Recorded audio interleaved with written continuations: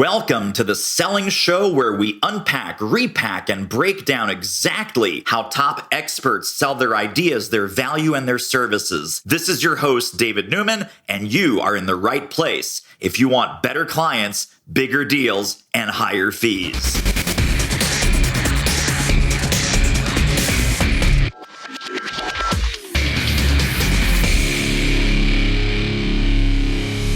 You know how on Shark Tank you have Mr. Wonderful? Well, I have today Mr.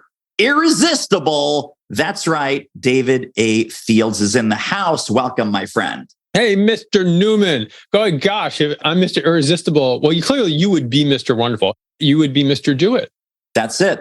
You are Mr. Do It. That is awesome. It is always great to chat with you, David. Thank you. Now, of course, I'm calling you Mr. Irresistible because of your irresistible consultant brand and your irresistible consultant's guide to getting clients. And we're going to dig into everything around professional services selling. Okay. But you're just an irresistible guy, period. Oh, you are so sweet. I appreciate that, David. Now, one of your superpowers, among many that we'll talk about, is getting consultants who ordinarily would rather do anything other than marketing and sales to do intelligent marketing and effective selling. So talk to us. What do you think? Where does that resistance come from? Whether it's a professional services firm, boutique firm, whether it's a solo who wants to grow, what is the yuck factor around marketing and sales in your experience with your clients? Yeah. And to be fair, we typically don't call it sales, probably because there's resistance even to the word sales, primarily with consulting firms and, from very small to smallish. And I'm not 100% sure consulting, this probably applies to most professional services. I'm not 100% sure that consulting is sold. Matter of fact, I would say it's not. Consulting is bought. You can't sell the solution to a problem if someone doesn't have a problem, right? So all you can do is you can meet that problem. You can't create problems. Well, you can create problems, David, but you're not supposed to, as a general rule. So it's less about selling, I think, and more about being the person who, if someone says, you know what, I need help. Oh, David Newman, that's who I should call. That's what we want to have occur. And so, that's what we create. Where's the resistance points? They are all over the place. We were talking about it. My team was talking about this morning because we have assembled over the years a toolkit for what we call help-resistant clients, right? Folks who know they should be doing something, but don't. They don't want to. Okay, well, if that doesn't work, then what do we do? So we've this whole toolkit assembled to help people who really struggle. And it depends why they're struggling. I mean, some people struggle because some people don't market because they are just really busy. Most of it, all the people listening know, it comes down to fear. At one place or another, it's fear. Well, it could be fear of, oh my God, what if I call people and too many people sign up? I won't be able to handle all that, right? It can be from that to what if I call people and what if I ruin one of my relationships? I mean, there's all sorts of fear just wrapped in there. I mean, is that your experience too, David? Oh my gosh, absolutely. So let me be clear on this toolkit. This is help-resistant clients after they become clients. It's not help-resistant prospects. No. So it's help-resistance clients, getting them from a place of not being willing to implement your coaching and training and advice to being willing to implement your coaching, training, and advice. Yeah. Give us a couple tools. This is fascinating to me. Give us just a couple of macro level, big picture. We have a lot of them. What we were talking about this morning was making sure the pathway through them that we actually have really well crystallized, because different principles in my team and me, we turn to different ones. And I want us all to be really familiar with everything. But I mean, all of us have probably received advice. I mean, let's be clear. All of us have received advice and not followed it, even though we know it's good. So those tools vary. And a lot of it depends on kind of the mindset and the particulars of an individual client. We have something we call a ritualizer. So a ritualizer it's just a worksheet, if you will, a process to go through and create your own rituals as much as possible, especially for things that you might not really love doing, you want to get the choice out of it, right? We want to make it a non-choice situation. It doesn't take any willpower. There's no choice and it just happens. You call people. Why? Because it's Wednesday and it's time to call people. So we create a ritualizer where we create that. That's one piece. We have a concept that I'm particularly fond of, which we call walking the dog backwards, which is just, there's a whole story behind it. I won't go through the whole story. What it really amounts to is delegating discipline. Because if you're depending on yourself, that can be a little bit of a problem. So I'll give you an example. Less people think that, I'm like, oh yeah, okay, I love making calls. I love selling. No, I don't. I hate making calls, David. Me too. I hate making calls. And if left to my own devices, I probably wouldn't make any. Now, there are two things. One, knock on wood, I've been, very fortunate. I've been around this game for a while, as you have, and we get a lot of inbound. We just get a lot of inbound. So that's good. But I still need to do outbound. Why? Because it's a smart thing to do, amongst other things. I just know that, and outbound creates business. Well, if I hate to do outbound, but I have to do it, just like everybody else, how do I get that done? I don't depend on me. One of my colleagues, a guy named Jaron, right now, every Wednesday, which is when I happen to do my outreach, at our end of the day call, he goes, guess what, David? It's time to do your outreach. And what we learned to do is actually, before we do anything else, we do outreach. Okay, so I've delegated discipline. Delegating discipline is one of those tools. We just have bunches and bunches. Amazing. Really, really great. I want to dig into a little bit of the genius that is in your book. Okay.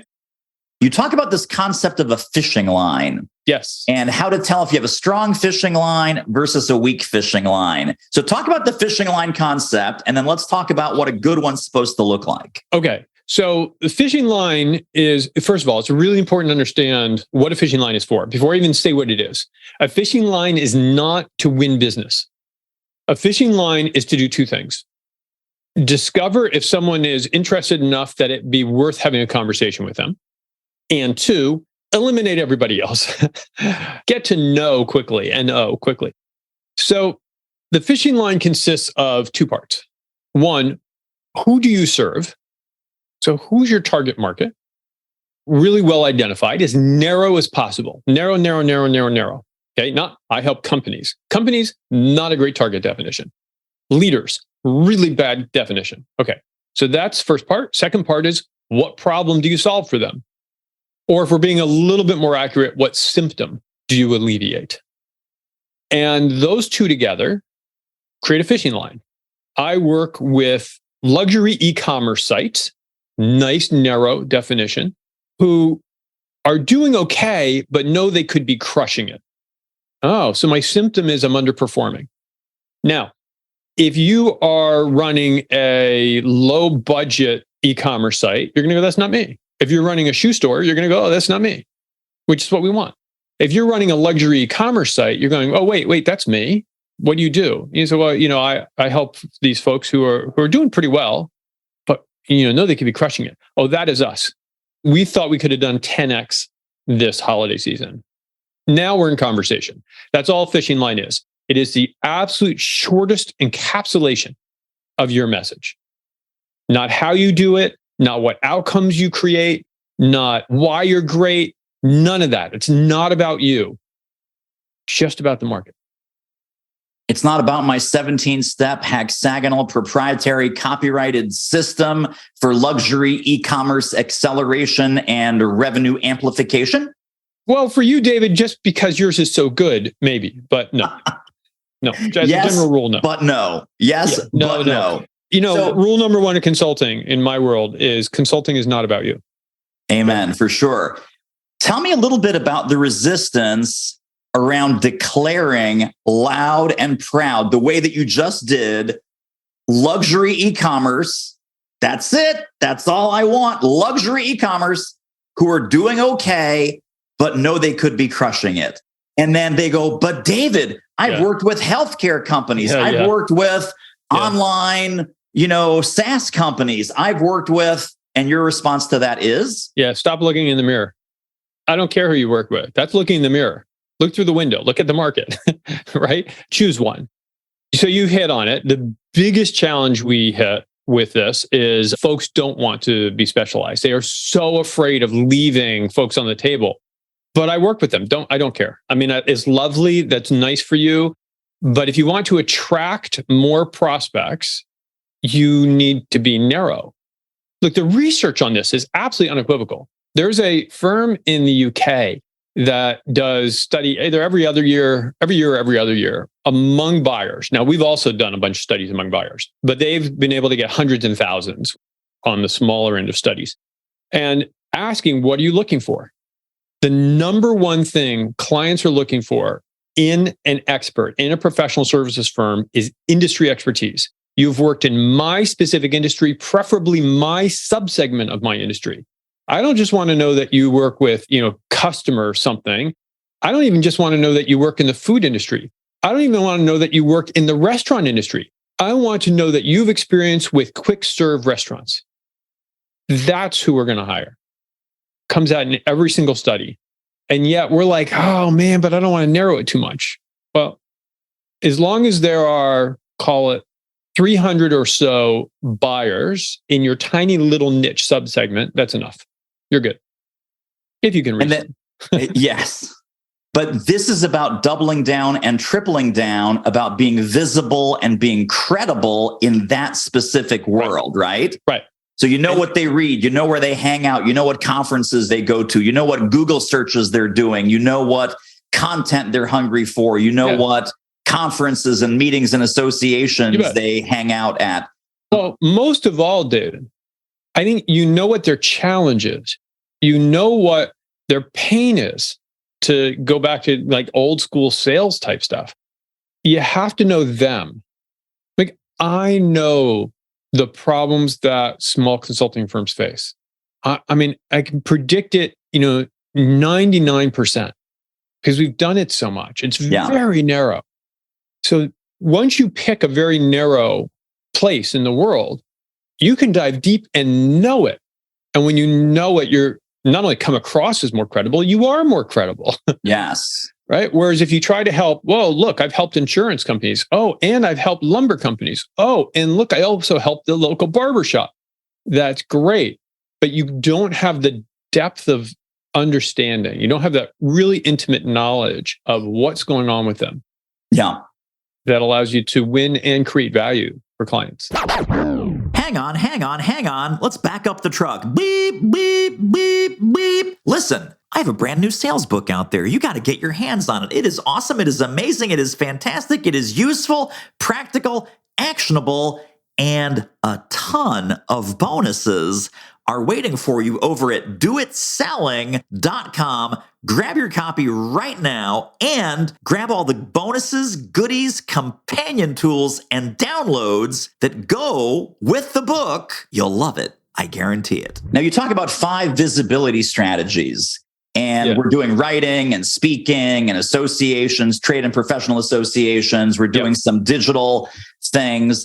A lot of consultants and a lot of firms, I'm sure, they come to you and they say, David, we're speaking at all these conferences. We invested in our website. We send a newsletter. We do all this stuff and the phone never rings. Yeah. What's the missing ingredient with all the visibility strategies where people do not make the phone ring or do not have that intention behind it? Yeah, that's a great question. There are a couple things that we see commonly. The most common is you're actually not crystal clear in who you serve and the symptom you're alleviating. And therefore, all of that marketing is kind of mush, right? It's so generic and it's not exactly trite, but it doesn't have any impact. It doesn't have any weight because you're not speaking specifically enough to a really targeted audience about a really targeted problem. So that's probably the most common challenge. The other one, I'll be really interested, David, to hear whether you agree with this or not. The other thing that we see is people actually don't give it enough time. There was one exception, and that exception has somewhat gone away. Marketing, for the most part, you've got to figure, I'm going to try a tactic for 2 years, 3 years, and stay with it and really go after it, hammer away at it. I mean, you've done it. I've done it. Our clients that do well have done it. And then you start seeing results. So most folks are like, wait, I did this for 2 months. Yeah, that doesn't really work. Or I want to buy my way into clients. Can't someone just create leads for me? Can I just do SEO? Can I just advertise? Well, you can, but one, it tends not to be effective. And two, the leads you get don't close. Whereas if you invest over some period of time in your market and in a particular tactic, then it starts to build weight, build mass, and you get leads who are actually interested. Just before our call, we got a submission form from someone, and they said, can I talk with someone on your team to find out which of your programs I should invest in? That's where we want, right? Not, gee, should I with you or someone else? Which of your programs? And so my marketing person looked and said, yeah, they've been reading our stuff for like 4 years. Okay. Time. It needs to mature. Now, do you agree, disagree? I'm really curious. I totally agree. And it's funny. This also, I was going to ask you about shortcuts. Okay. Because there's a lot of consultants and probably even more firms that say, well, David, we're just going to buy a whole bunch of LinkedIn ads. And, we want fast sales. We want a funnel. They've been drinking the internet marketing Kool-Aid. Yeah. And the people that sign up with you and the people that sign up with me, it's like, David, I've listened to every episode of your podcast. Yeah. I'm like, what's wrong with you? Get a life. Come on. David, I've been on your email list for whatever it is, 3 years, 5 years. David, I've been following you since 2011. And in my head, silently, mostly silently, I hope, I'm like, what has taken you so long? Why are you suffering for 11 years before contacting me? But it's totally the long game. So this is fascinating. I completely agree with you. But I know that you and I also have clients that need to put food on the table today. Yeah. Talk a little bit about how do we play the long game and the short game at the same time? It depends how desperate you are. I mean, if you literally have no business, there are certain things to do. You can keep the lights on, but you're struggling past that, then I would do different things. So in the very first case, you're like, oh my gosh, I've got nothing coming in the door. You need to do two things. You need to subcontract and or take gigs in the new gig economy, but find other people you can do work for and do some pro bono, not for commercial clients, for nonprofits. I don't believe in doing pro bono for folks who could pay. Even nonprofits can pay. The reason is I have found that work begets work. If you are working, you're more interesting when you talk, you have more passion, you can just point to things. So when you're talking to prospects and you say, you know what, actually, you remind me of this client we're working with right now. And you're talking from a point of strength. It's reality. Now, the fact that you got that through subcontracting doesn't matter, or that you're doing it pro bono doesn't matter. You're working. It's back to dating, which, you and I each did 50 some odd years ago. You were more popular if you already have, someone else you're dating. Then the kind of people you want to attract somehow are attracted to you. You're like, wait, where were you when I was desperate and had no one who would talk with me on the phone? Right. Because back in our day, we talked on the phone. Yeah. So get work. That's the first thing. If you have a little bit of work coming in, and you're like, okay, now what do I do? Well, that's where the 5 marketing musts come in. Speaking, writing, networking, trade associations, and digital presence. If I rewrote the book today, because the book is 5 years old, pre-pandemic, I would probably rename trade associations as partners. Because trade associations are one example of partners. And partners are folks who have tribes that overlap with your target. And what we're seeing, speaking used to be the fastest path to cash. It's gotten a little bit less reliable. And again, I'm really interested in your feedback because you help a lot of people in that world. We've seen it not be as reliable a path to cash because if you're not on stage live with people, it doesn't produce quite the same effect. But partnering can be very fast if you do it well. Give us a little bit of detail behind the partnering strategy. What does that look like? Are we tapping into other people's audiences? Are we getting introductions? Absolutely. So 2 types of podcast guesting. Right. Having someone on your podcast or podcast guesting. For a lot of professional services firms, you have to think who else connects with the people I want to work with. That could be headhunters. We partner with headhunters. They are great partners for us. That could be data providers. Who gives data to the kind of people you want to work with? Maybe you do something with that data, maybe you don't. Doesn't matter. They're talking to the same people you talk to. Who sells software to the kind of people you help? Maybe you can make that software more effective and sticky. Maybe not. Doesn't matter. Who else is helping your tribe or a tribe that overlaps with your tribe in some way or another? And if you can find those kinds of partners, it's great. There are large staffing platforms, for instance. In our world, those staffing platforms are helping professional service providers find gigs. Okay, they've got thousands, tens of thousands of people on their mailing list who happen to overlap, at least somewhat, with our market. We partner with them. We do stuff with them. We did a survey of why clients buy with one of those large staffing platforms. We create content for another one of those large staffing platforms. That's partnering. Amazing. Makes sense? Yay, nay? Am I being clear or? No, that's great. So if we've never done this before, give us just the first 2 or 3 steps with approaching a potential partner. And I think that the mantra is look for someone who's adjacent, not directly competitive with what you do as a consultant, who already has your prospects as their clients. Yeah. And then we connect with them. But what are the first couple steps and what's the initial entree into that? Hi, David Newman. Your book, Your Tribe, looks fantastic. I love your work. Would love to learn a little bit more about you, your journey, what you do with folks. Are you open to jumping on the phone for 5 or 10 minutes? And you would, for example, you might be doing some adjacent business where my clients are perfect prospects for what you do. As you're saying, staffing firm, software firm, possibly some association that has some membership thing going on. Could be. So let's take headhunters. Tell me how that works in your world with the headhunters. Okay, which headhunters would be a little bit different from you. So the approach might be slightly different. But before I talk about headhunters specifically, the approach to partners is the same as approach to any prospect. It's about them. It's not about you. You create a relationship. You don't create a relationship so that you can get something. You create a relationship realizing it's possible you will. That's very, very different mindsets. Yes. Right? You can stay open to opportunity, but not have the sale be your reason for being your reason for getting in contact. Yes. Okay.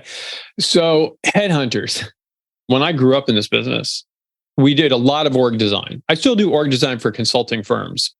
Okay. So if you do org design, what's one of the outcomes? A bunch of boxes that need to be filled. And who fills those boxes? Headhunters. So headhunters would look at org design consultants and go, you know what? Your work will produce more business for us. So yes, in fact, it will.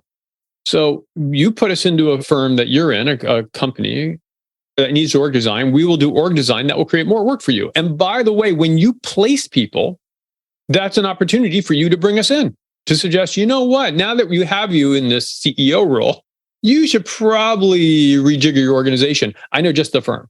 Okay. It was a really natural partnership. There are firms that specialize in placing folks for consulting practices. And so we have partnerships with some of them. Sometimes it's very, very simple. They send out copies of my book. Actually, we send out copies of the book on their behalf, but it comes from them. Would say, David, you came across this book, thought you might find it really interesting. There's the fishing line, which is on page 83. Caught my attention. I thought you might find that interesting. And what we do, so we put that out. It comes out on the Headhunter stationery. We put a little sticky on page 83. So it looks like it's, really was hand done. And there you go. The Headhunter created value for you. They were thinking of you. They boosted their relationship. We got our book into your hands. I happen to know if you read my book, there's a good chance you'll become a client. So win-win, win-win-win all around. Really, really great. Talk a little bit, because also in the book, you talk about creating relationships. That's one whole chapter. And then nurturing relationships. Yes. A lot of times we're great at creating the relationship and we let it go stale. We let it get lukewarm and then it disappears. Talk about that nurturing process and how we need to make that a discipline that we become good at. You want to talk about why or how? Yes. What or why or how? Yes. All of it. That's so funny. All right. Let's talk about mindset for a moment. Okay. So part of this depends on your mindset. I am not naturally a people person. I mean, not like hardwired as a people person. I am a certified quant geek, went to a quant geek school, hide behind my computer doing algorithms and, who cares about people? Okay, so that's me naturally. And then I realized people are kind of important. I know, this is a shocker, right, David? Other people, it turns out, are kind of important. And if you figure consulting is not about you, it's about them. Oh my gosh, people are really important. Okay, so you sort of have to pay attention to other people. So along the way, I found something really interesting. Other people are cool. Oh my gosh, it turns out other people are actually interesting. They're great.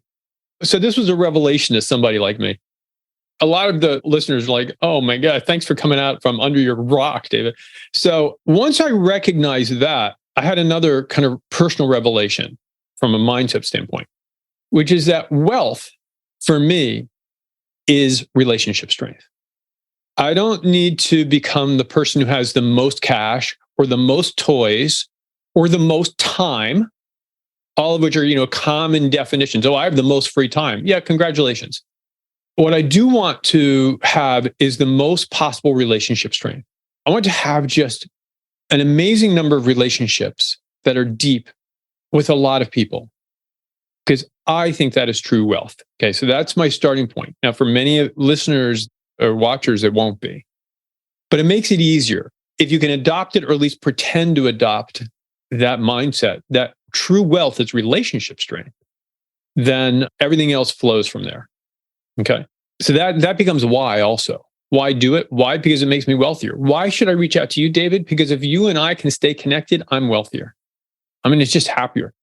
As a little random aside here, David, for 20 years, I volunteered at an assisted living home, leading services every week for folks. So I had a lot of friends in their 80s and 90s, and I fit right in because I don't remember a damn thing. And you talk to folks in their 80s or 90s or centenarians, and you say, what's most important? We all know this, but when you really talk to them and listen, they all say my family, my kids, my sister, whatever. It's all relationships. My friends, all of that. They may be proud of the business that they built over time or something like that. But it's like, because it helped people, right? If that's where I'm going to end up, I may as well work on it now. So how do you nurture relationships? Well, first, you make it about them. You don't make it about you. Yeah. Right side up thinking. It's not about you. It's about them. You realize that whether other people are aware of it or not, consciously, those other people also gain value from having a relationship. David, when you and I are talking, not only am I wealthier, you're wealthier. It's true. Even if you don't view wealth that way, you are wealthier. I know that when you reach 80 or 90 in 50 years, that you will be wealthier. You will look back and go, man, I'm glad I had that relationship. So by doing my part, by reaching out, even if you don't reach out, by connecting, by engaging with you, I'm making you wealthier. How awesome is that? It's great. Yeah. So a lot of it is just reaching out, is being willing to take that step. Make yourself wealthier, make other people wealthier. Just engage. And I want to tie together the two things that you just said most recently. Number one, not a people person, ordinarily would love to hide behind your computer. Yeah. Do not hide behind your computer. Number two, relationships are built on conversation. Picking up the phone or picking up Zoom in this case. Talk about the email and text variety. Oh, I texted him last week. We have a great relationship versus we had an awesome 20-minute call to catch up on life. Yeah. Well, I think pretty much everyone, even millennials and folks who live in a digital world, understand that the more senses that are involved, the richer the conversation. So text-only mediums are very thin because you have a hard time communicating emotion, communicating tone, communicating passion. Humor famously goes awry, goes astray when you in text. Big time. Right? Sarcasm, oh man, in text, that is a disaster. We all know that. I do believe that text media have their place, whether it's SMS or emails. But their place is usually, can be just to connect, remind you, I'm here, thinking about you. Or it can be to put you in a position to actually have a voice-to-voice conversation. And there is nothing as rich as in person. In person, we see the whole body. We get all the micro expressions and the body language better, even than, and then in this format, there's just nothing like it. I don't recommend it very often in terms of a marketing tool because it's way too expensive time-wise to be like sitting down to lunch, but at least here, I can hear you. I can see you. I can tell you don't believe anything I'm saying, whereas if you just wrote it down, I might not know. There you go. Exactly right. Exactly right. There's a really powerful part. So thank you. Yes, yes, yes, and amen to all of that. By the way, the having lunch and breakfast and coffee, I forget who said this. I heard this 20 years ago and I thought it was brilliant. The person said, don't do prospecting with your body. If you have no idea if that person is interested, qualified, etc., do not get in your car and drive 45 minutes to have breakfast with someone that you have no idea if they're qualified at all. I agree 100%. We typically say in person for 6 figures. If you know there's a 6-figure opportunity, and then it might be worth going to. And that seems to apply for businesses up to, even like 5-10 million. Yes. Yes. Totally love that. In the book, you talk about being the obvious choice and how a big part of that is context. Give me the context download of the client's context for wanting help or wanting this problem fixed or needing this improvement to happen. We would boil becoming the obvious choice down to one word: discovery. And so discovering that context is, if you can do that and you can do that better than anyone else, then you're more likely to win a client. When you know your prospect better than anyone else, including perhaps better than themselves, it becomes very easy to talk with them and present an opportunity in a way that resonates extremely well. So the context discussion is a very structured, actually, way of conducting discovery and creating an understanding.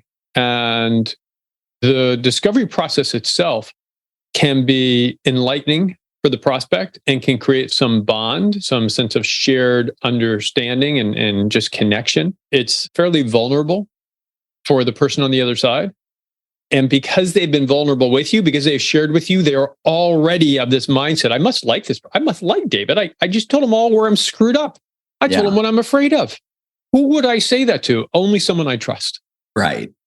They're less likely to shop around because that would mean I have to have that conversation all over again with someone new. No, thanks. I'm hiring David A. Fields. Exactly. Yes, I know. Terrific episode here, but have you seen our latest web training? Oh my goodness, pop over there right now, or as soon as you're done listening to this episode, it's doitmarketing.com/webinar. See you over there. Back to the good stuff. So, by the way, for folks that have your amazing book or are about to buy your amazing book, there you go. The breakdown of this conversation is on page 169, just so you know. Okay, I didn't know that. And you never know. We're doing an annotated edition of the Consultant's Guide to Winning Clients. It's going to be fantastic. It's going to have little David Newman doodles in the margin. And people should also know there's a wealth of bonus material online. And there are some amazing little stick figure cartoons drawn by David A. Fields, the artist himself. Look at that. I draw them. I'm curious, how'd you develop the drawing skill? Was this like a fun thing you did in high school? The drawing skill. It is a complete lack of drawing skill. Cartooning skill. Let me rephrase that. I don't think I have any cartooning skill at all. Okay, so I can't draw anything. Matter of fact, those illustrations, which I produce every week, are an endless source of amusement to me, in part because it takes me like 10 tries to make a circle round enough to be a head. And it's all of 5 lines, a circle in 5 lines. That's it. And because I'm clearly not terribly bright and it amuses me, I draw those new from scratch every week. You would think, well, I can just reuse them. I probably could. I draw them new every single time. There is a webcomic named Randall Munroe. And when I was first learning, I decided, I don't want to draw something. I thought, I literally can't draw a stick figure. That's how pathetic I am in that area. I looked at his and went, okay, I could do that. And I wrote to Randall and said, hey, look, is it okay if I kind of base my style on yours? And Randall said, absolutely nothing. Randall never replied. But he didn't say no. That's right. We checked. I have deviated since then a little bit, but I have to have a little template that says, here's how big a head is. I go, okay, like that. And it looks like a bean. I'm like, oh, damn, that's not going to work as a head. So there you go. I have no skills whatsoever. There it is. I draw with that pen right there. Well, let me connect a couple of things that we've been talking about, because to have a really good discovery conversation, a consultant has to be brave. A consultant has to ask questions that other people might not ask. They might not think is polite, quote unquote. They might think is too nosy. Tell us the mindset of a consultant going in, because I know that unskilled consultants will do this and it feels like an interrogation. It feels like a police interrogation. Well, tell me this, and then tell me that, and then where else, how else, why else, who else? And then it's like a bad detective show. Talk about the come from and the emotional state that we need to hold that prospect in to go as deep as we need to go to get actionable information from them that will really seal the deal for us. Okay. I'll do my best shot at it, and then you'll tell me whether I'm answering it or not. Okay. So first of all, I think you have to go in with honest curiosity and remembering, as always, this is not about you. It's not about you making the sale. It's about the client. Just like a physician, when you go into their office and they're doing some sort of diagnosis, they're not doing a diagnosis so that they can sell you the operation. At least I hope not.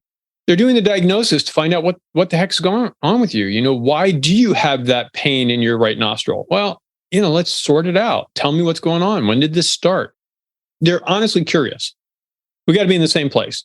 You're not doing this as a sales tool. You're doing this, and as a result, you will win business. Okay, meaning it's a happy byproduct. It is the right thing to do in order to win business, but you don't do it to win business. Does that distinction make sense? Am I being clear? Very much so. I mean, that takes some self-discipline also to be detached like that. Oh, really? Huge amounts. Often what happens with clients who are struggling in this area, we'll actually listen in. Sometimes we'll conduct a context discussion for them if they don't seem to get it down with their prospects. But what creeps in very quickly is, I'm asking you this either because it's right here, and so just answer the question, thanks, next. No reflection. No, okay, I heard what you said there, right? No, okay, that doesn't work. Or I'm asking this for you because I know this is going to help me win business. In fact, you said this. Let me tell you why that makes it more important for you to hire me. No. You're making it about you. Stay with them. Just stick with them. Yeah. Now, if you are curious and you are making it about them, you do have the opportunity to ask almost anything. And that's some of the magic that, again, people are afraid of or not used to. If it's part of your process, you say, look, I've got this process here. I got to go through all these questions. You can ask them anything. Do you still have a fear of spiders? That's weird. Look, it's just down here on my sheet. Oh, okay. And people will answer because it's on your sheet. It's part of the process. As we're rounding the home stretch here, you have something in the book that I have never seen, but I think is brilliant, which is we don't just go from conversation to proposal. There's something in the middle called a context document. Walk us through what is a context document and why is it unskippable? It's simply a summary. Here's the conversation we've had so far. David, these were your desired outcomes. This is what you saw as your concerns, what you see as risks to you or this project, your concerns about working with us. Here's the parameters. Okay, it's just a summary. What we have found is slowing down the process by having this document in the middle of proposal increases the close rate. Now, if someone's ready to write you a check, you don't say, no, hold off with that check. My process manual says I have to give you, no, you say thank you for the check. Okay, so not dogmatic, but most of the time it will help you close. It shows you're listening.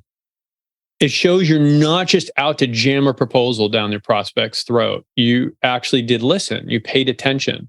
And when you're good at crafting these, it really shows you know your prospect. And there's no one else that they are talking to that does anything even close to this. There's no one else that shows they're listening so much. And now you're aligned. Now you're on the same page. You're no longer on the outside trying to sell this person. You're now their partner, someone who understands them, working together to solve their problem. At that point, you can say, okay, well, here's what I'm thinking in terms of approach. Here's a few ideas. And like, yeah, those are great ideas. Now you can close business. And then do we integrate some or all of that context document into the final proposal as well so they see it again, or no? All of it. So here's a proposal. So we have a proposal to submit tomorrow morning. First couple pages are the context. Same exact thing. So we've included this. First 3 pages, and my editor has taken her red pen to this. There's nothing on the first 3 pages because they're already there. And then the rest, you can't see it, but there's red all over this. That's where you take the context. And I say, here's a proposal. The first 3 pages are the context, which you've already seen. It's there, though, for reference. Yes. Yeah. Love that. Really, really powerful. Well, 2 final questions, David. The final question is, how can people get connected and stay connected to more David A. Field's brilliance? Before we get there, though, okay, if folks were to take one overarching concept from our discussion today about becoming more irresistible as a consultant, what would you hope that one big takeaway idea would be? Right side up thinking. It's not about you. And I don't mean you, David Newman. For each of you who's listening, it's not about you. It's about them. It's about the clients, the prospects. Very, very easy concept. Wildly difficult in practice. I mean, we implement the opposite of it almost all the time. We have to. It's smart to. And that's how you get through the world, every day. But for winning consulting business or professional services business, yeah, it turns out you have to flip that. Upside down thinking, right side up thinking. Right side up thinking is what you call it. Well, the book is The Irresistible Consultant's Guide to Winning Clients. How can people get connected and stay connected to more David A. Field's brilliance? Where can we send them? Links, goodies, resources, where should they go? Links, goodies, resources, all that. Well, so first of all, I would always suggest to people first, just grab the book, because for $15 or whatever a book costs on Amazon. So go Amazon, Guide to Winning Clients, you'll find it. That's a pretty low investment. And you might find, gosh, I don't like what David has to say at all. All right, low investment. But if you get the bonus resources, you're automatically on our list. You can go to davidafields.com. And then a lot of folks come to our weekly article. That's pretty well subscribed. I think davidafields.com/subscribe. I think we'll put you on the list. We do not send out a lot of email, but we do send out a weekly. This is the article. And the articles are all short. And, occasionally really smart people like David Newman show up and write a comment. There you go. There you go. So all of these will be in the show notes directly under this episode at thesellingshow.com. David A. Fields, you are a mensch. You are brilliant. And I appreciate you. Thank you for sharing your wisdom with us. You are very sweet and kind. And you know what? Anytime I get to spend with you, David Newman, makes it a good day for me. So thank you. And that wraps up another episode of The Selling Show. Hey, tell you what, if you like us, rate us and review us on Apple Podcasts, subscribe, tell a friend, go grab the notes and downloads and extras at thesellingshow.com. See you next time.